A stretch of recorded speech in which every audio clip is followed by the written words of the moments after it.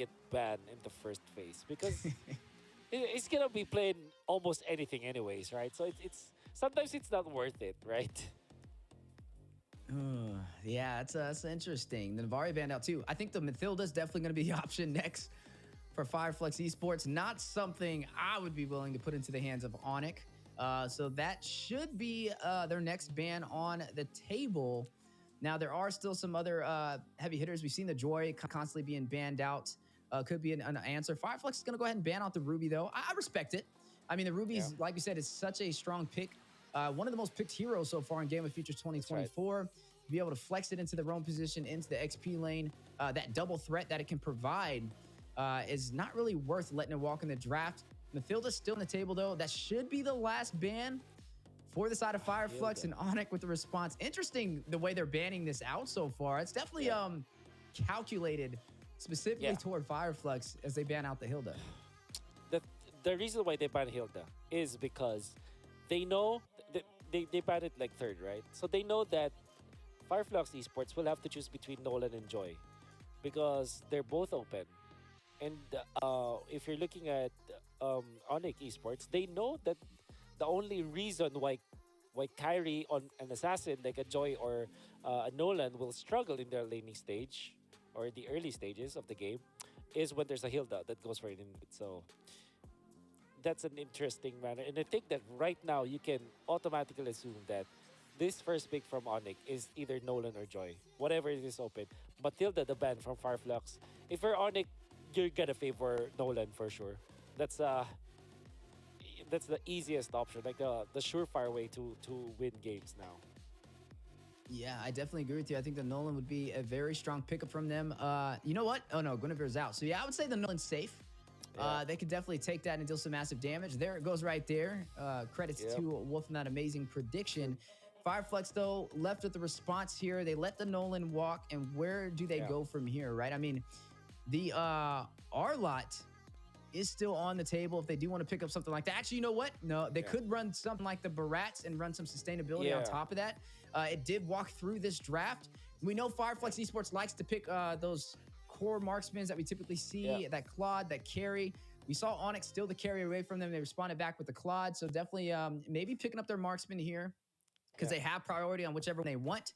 Should be a focus. And then I would say maybe even the Barats would be a little safe. Okay, there goes the Angela. So there should be a Barats pickup here because I think that would be the second, unless you pick up the Rafaela. I mean, that's the second support that I would kind of pair up with it. But no, they go in for something else entirely. Oh, okay. So the Tarizla pickup. So at least I have crowd control, but that's not really something that I would have expected with some of the other prioritized targets on the board. Yeah. Okay. So I think that because they already know that the Nolan was picked up, they didn't feel like hard pressed to immediately pick up their jungler, like maybe Barat or Joy, because they already know that Nolan is there. There's no reason to pick that up. So they pick up Terizla, but that means that Onic might just go back to the carry. I'm thinking like Carry and Brody here for Onic, but there are teams that like to play Claude up against Angela, but up against a Terizla, that might not be the choice. And knowing that they have Nolan, they typically pair this up with Brody, Harith, heroes that are dependable or independent. I mean, independent in the side lane. So that's Harith and that's Arlot as well from Onic. Yeah, really smart decision here from Onic. So Fireflux, they're left with the Joy. Ooh, okay. Onic getting creative though. That Harith pickup could be a possible problem. I mean, with the Joy walking on the table, normally we see it kind of banned super early. It may need a little bit of suppression or some single target CC to kind of keep him in his tracks. And we don't see a roamer yet for the side of Onic, but they don't have that much CC really in their favor. I mean, they got a little bit of slow from the Harith. They've got the final slash over there from the Arlot, but he's going to profit off of some more group CC. So maybe, it's going to be interesting to see what they kind of combo it in with over there for Arlot. But looking at Fireflux, I do like the Joy pickup. It's very interesting. It is going to put a lot of pressure, though, on the Terizla to kind of open up these engagements, right? I mean, I guess he has a little bit of a saving grace from Apex 47 to keep him alive when he drops in with those penalty zones, but that's really what they're going to be banking on. Either finding a way for Joy to get to the back line and pop that electrifying beats and pretty much take down either Sans or Yeah. Albert. But for TNG or for the Tarizla pickup, I feel like that's just going to be very aggressive. You're going to really have to Yeah. bank on him getting into the front line, dropping a penalty zone, and then also have an Yeah. Apex 47 attached to him to be able to keep him alive and open up these games. But they are going against a Harith who does kind of That's right. love the up close and personal fight, which may be a little bit of a challenge. I think Onic are purposely overloading their dashes so that Fireflux will be tempted to go for a Phoveus, which, by the way, has been picked up by Ooh. Fireflux and before. However, because of the Terizla being open, being already picked up by Fireflux, might not be considering that anymore, Yeah. right? So, but there's the possibility because it was picked up in the mid lane before. Like a few actually played that so many times in the mid lane. Great versus Nolan versus Harith and this Arlet. But like I said, it's a it's a low hanging fruit that you don't want to take because it might be poison. Because Onyx really prepared for that. Yeah. So what is the pick? They're looking for a marksman here for Fireflux. I'm thinking Brody for Fireflux because they should not go for a late game hyper carry anymore because they already have the joy. So their side lane has to be at par with Harith. So I'm thinking like yeah, Brody carry heroes that get activated much earlier for them to for yeah, there you go, the carry.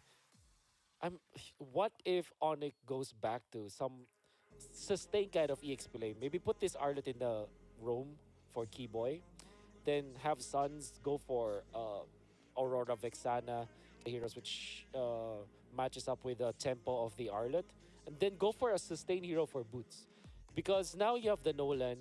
Usually, if you go this route, you need sustain. So I'm thinking actually Uranus for Onic. Although it's no longer the meta hero, but Onic is a team that actually picks that up. And it has good synergy with both Harriet as well as Nolan, where you're not that concerned about the side lanes. Well, they go Barretts anyways, so that's their sustain. Going in for Boots. Mm. And hey, They, there it goes. they, They going for the Phoveus themselves. Hey, we're not going to bait it out. We're just going to pick it and dominate. I mean, there's a lot of dashes on their Wow. side. I feel like the Joy's a little fast though to be able to kind of get away from the demonic force. We'll have to see how that kind of plays into it. oh, it's Sustainability a knocked up on the board as well. There goes the Feramis to keep It's a Feramis, them all right. alive. And this is interesting, right? I mean, you've got a bully in the jungle with the Barats being able to kind of sustain himself in these engagements. Yeah. As long as he can get to his stacks, you are going to be looking at Boots running this Nolan in the XP lane. Yeah. And then you're going to be looking at the Arlot being that roam position that we were looking for. Gold lane over there from Albert on the Harith, and then the mid lane with the Feramis. Now, I like the way this composition works out. It's definitely aggressive, though. Like, they're very... But you know what they do lack, though? They don't have that much range on their team. Okay. Definitely compared to the other side. But draft has been Ooh. finalized. One more shot over there for Fireflux Esports to turn this around. They need to even out the series. If they lose here, it'll be a 2-0 sweep, and we'll be seeing Onic be able to move on forward into the grand finals to go up against AP Bryn. Can they turn this around? It's difficult, but they did pick up this X-Borg, which, with all sense of the game, like the actual matchup against the 5 heroes that you can see from Onic, surely it makes sense. But it forces you to go for Terizla Rome, which, by the way, has been trending recently. Not 100%. I don't agree 100% with that kind of mindset with the Terizla. Rome, Terizla Rome, because it's too slow for my own taste. But hey, this is oh, it's not. Whoa. It's a mid lane Terizla. My goodness. Okay, so I've seen a lot of Okay. things so far in Game of Futures. We saw Okay. Paquito in the mid lane from Nico. Now we see Terizla in the mid lane. What is going on? The XP laners, the fighters are taking over in that mage position. Rosa showcasing his hero pool. But, you know, I'm kind of questionable about it. And I'm not going to lie to you because we mentioned in game number 1, they really had a hard time when they were trying to get too creative with the draft on that Lunox jungle. And now, still going to go something a little bit not traditional, unorthodox, pick up the Terizla in the mid lane position. I hope they can perform well on it because Onic is not one of those teams that you can easily pull off these types of drafts against. Unbelievable that this actually happened and we witnessed it. But it, with all due fairness, it has a little merit to it because you maybe you farm a little bit faster than when you compare to Rome, obviously. But what how do you actually play this Terizla, right? Do you play it in a tanky manner as the typical XP laner, or do you go damage at least because you're a mid laner? Because guess what? If we in the early stages, you'd 100% need a lot more damage as Fireflux Esports. Surely this joy hurts when it comes to the early rotations, but it's not as reliable as your typical mages like Fairmiss, for example, that can really cover your damage problems in the early stages of the game. Right. They're going to be relying on Apex 47 for a little of that magic damage. It is Barat in the XP lane, though. Boots is going to pick that up. Kyrie is going to be running the Nolan to be able to deal that quick burst damage. Now, the Barat's in the XP lane up against the Xborg, that's something interesting to see, right? I mean, Xborg definitely has that true damage, can kind of fight from afar. May be able to keep the Rats at bay, but he's doing a really good job of maintaining his stacks.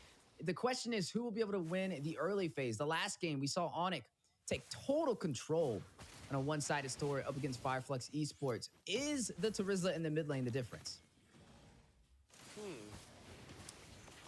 I want to say yes, really badly. I want to say yes, but the easy answer is no.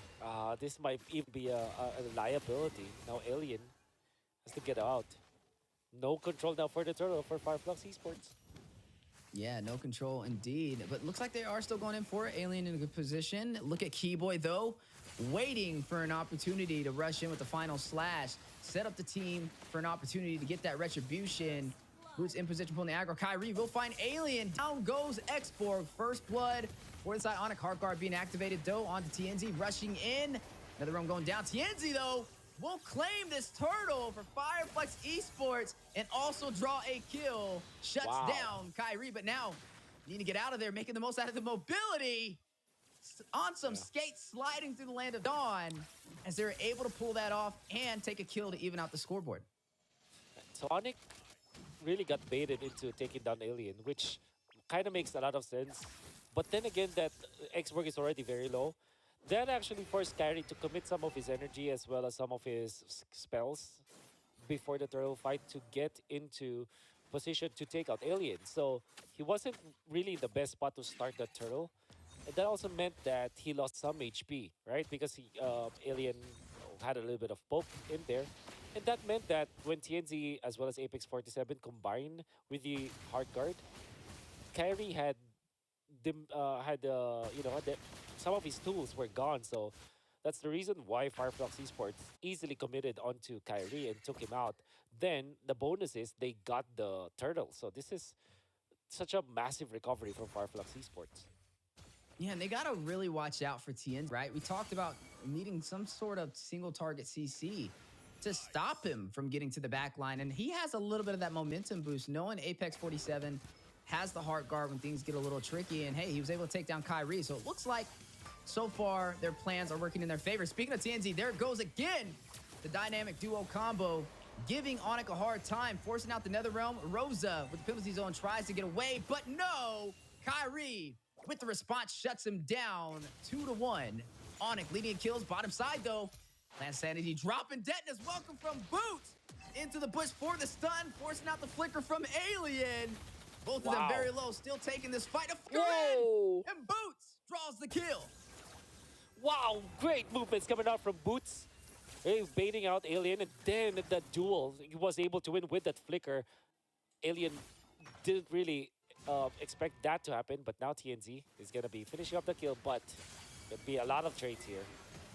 Ooh, Kyrie, able to find Apex 47. He used the retribution on him to kind of keep him at bay, to be able to burst him down. He will not have that for this turtle, but like we said again, Onic, one of those teams that kind of focus on getting those kills nice and early. It's okay. We know they're not going to go for this turtle anyway. We might as well get the slightest advantage we can. And there you have it, now leading the way 4-2. 1,000 gold lead, and the third kill so far from Kyrie. I mean, he was opening up the game in match number 1 over there with that Martis, and now it's looking like it's coming to fruition again with the Nolan pick. Yeah. And you can see that they're not making the beeline towards the turtle yet because it kind of felt like TNZ knows that he has a little bit of level advantage, so he can go for the purple first and then get the level 10. But Kyrie, that is a crucial Lito Wanderer, by the way, because that's levels that it's EXP that you take away from Kyrie. So TNZ actually great heads up play in that regard. Yeah, definitely still putting on pressure, still trying to find a way to keep their momentum rolling. Even though Onic has the slightest advantage, can't count him out just yet. Rosa pulled in down to about 50% HP, rotating around with this untraditional pickup on this Terizla, but still trying to provide that opportunity with the penalty zones. Turtle spawned in though. There it goes. Heart Guard activated onto TNZ. Use the electrifying beats. Triple knockup. Rosa with the set. Alien with the punish. Finds Kyrie. Boots will take down TNZ. Rosa finds Boots. That is going to be a 2-for-2 trade as Albert shuts down Rosa. And wait a minute, Suns will shut down Alien. Apex 47 forced back into the tier 1 turret for the mid lane. Oh, great plays coming out from Fireflux, but even better recovery coming out from Onic. This time they have activated Albert.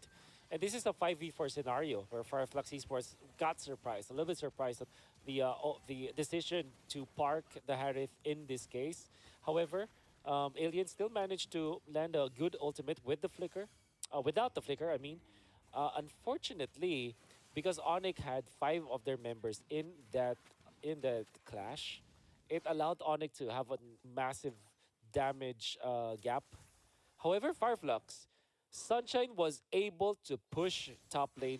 That's a tier 2 turret that he was able to take away when the fight happened. So I think that honestly, after all the things that happened, Fireflux Esports might have had the better trade. Even when they're not leading when it comes to the gold right now, I think that specific trade you are very happy if you're Fireflux Esports.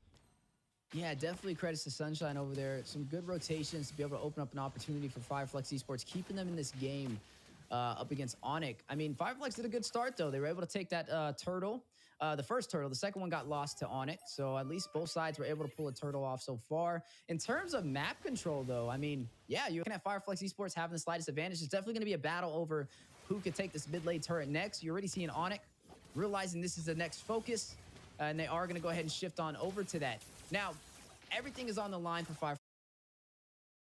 Fireflex Esports right now, right? I mean, if they lose this game, they're done. They're knocked out of Game of Futures 2024, packing their bags and going home. Onic, they have insurance. They know if we lose this, hey, we're going through to Game 3, baby, so no need to worry. But Fireflex Esports, a lot of pressure on their side, and you can definitely tell they're giving it their all and playing a little bit more calculated this time around. Speaking of calculation, another one going down. TNZ's going to find Kyrie.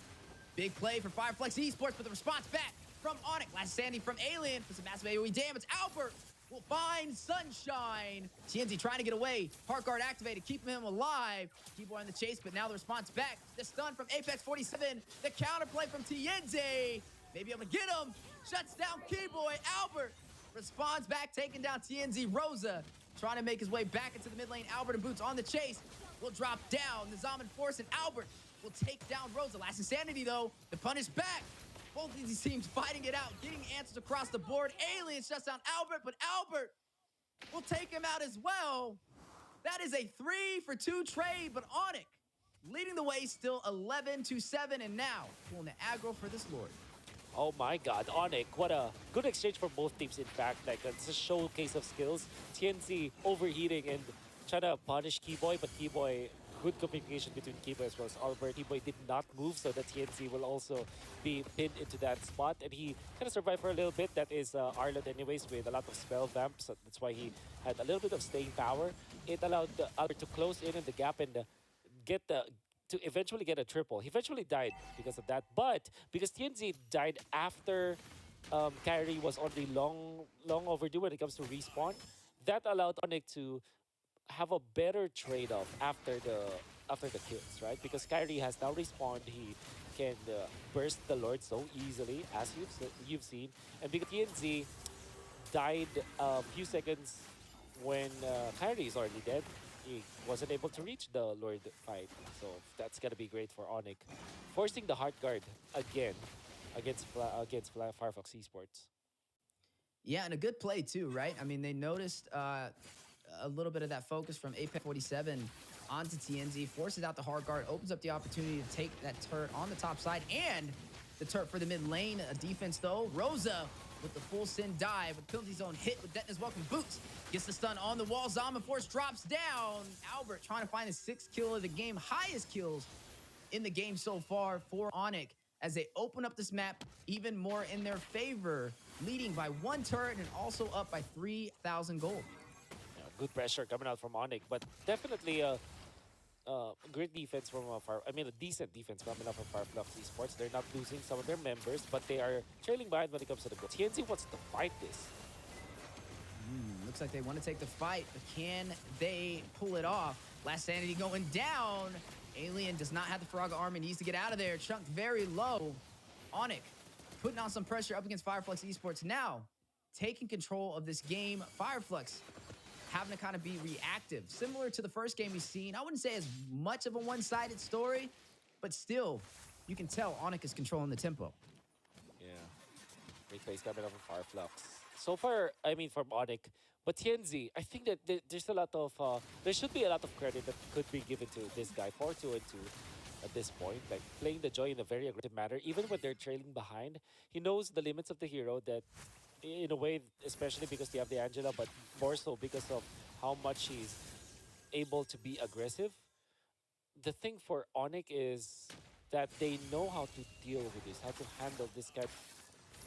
I would say, I want to say poke coming out from the Joy, which is not actually a poke because it's an assassin. And, you know, it doesn't like visually makes a lot of sense to say that that is poke, but in a way that is what TNZ is doing. Like he's looking for an opening at least. He's making an opening so that Onic will just back out and maybe he finds 1 kill or maybe he attracts Onyx's attention and baits them. But Onic is not gonna fall for the trap. Speaking of traps, major objective on the way. Luminous Lord intact. Look at that. Tienzio, he's going to join the party nice and early. He's going to jump in with the electrifying beats. You're already going to see the hard guard activated, but I don't know about that because that's 2 major ultimates off the playing field. A chance for Onic to respond if they do want to take this clash. You are going to go ahead and see Kyrie, though, respawn back to the base. A little bit of that regen, getting ready to go ahead and take that purple buff. Boots in a good position. I mean, he's running this Barats, right? He's a bully. He has all his stacks. He's able to maintain them off of this Lord and also in the mid lane. But now you are seeing Fireflux Esports trying to go in, trying to actually take this fight in the Lord pit. Interesting. Fireflux Esports went for that. They don't have the hard guard. But they have a healthy minion wave from top to bottom, so maybe that's why they feel confident. Ooh, wow! Confidence. There you have it. TNZ able to pull it off, gets a kill, takes out Kyrie, and claims the Lord for Fireflux Esports.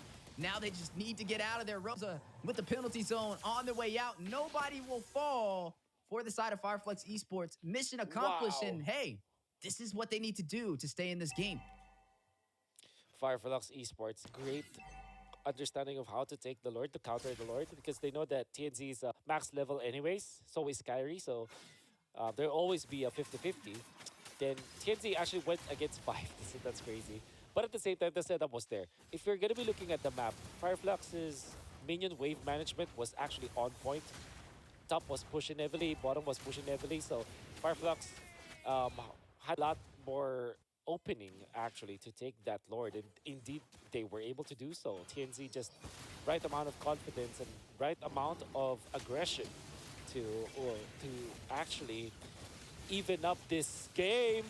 Alien. He's going to rush in. Hardcore activated, keeping Sunshine alive. A little bit of a close call. Fireflux Esports, you know, they're down for majority of this game. Rosa with the flicker to safety. The pendulum has swung in their favor, right? Able to steal this Lord.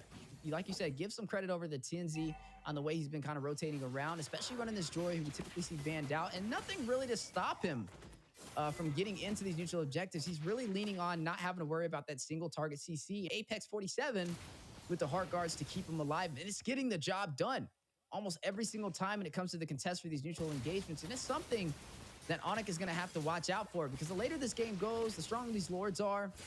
If Fireflux can continue to get these steals, Onic will be forced to the defense and try and hold him off from evening out the series. Oh, look at Joy. This is the timing where Joy is much stronger than a Nolan.